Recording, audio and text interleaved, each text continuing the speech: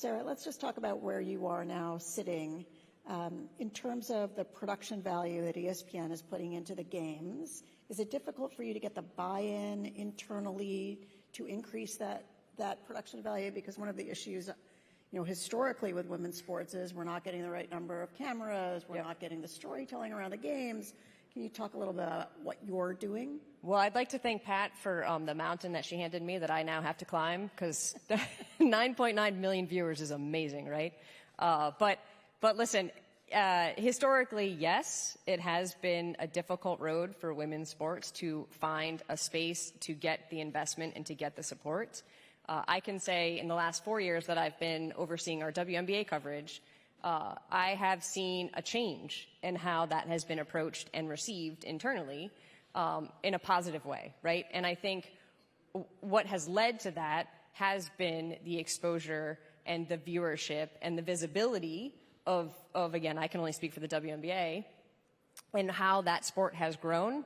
It has allowed me with confidence to go into these rooms and demand we need equality in what we're doing, right? And that means in our productions, in our people, in our resources, and how we are viewed. And yes, it's challenging to go into those rooms and to sit in those meetings and to advocate for this.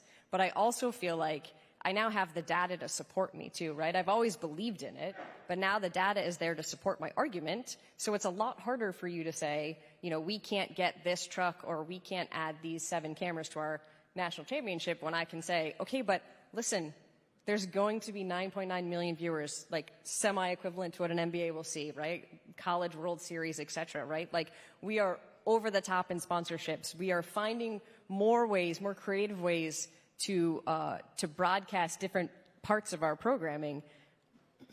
Give me the money. I need the cameras, right? So it's a challenging conversation, particularly because of the financial situation we're all finding ourselves in, right? In this television and crazy world that we're living in. But I will say that there has been tremendous support from my leadership team, which is extremely encouraging, that they see the value in investing in this.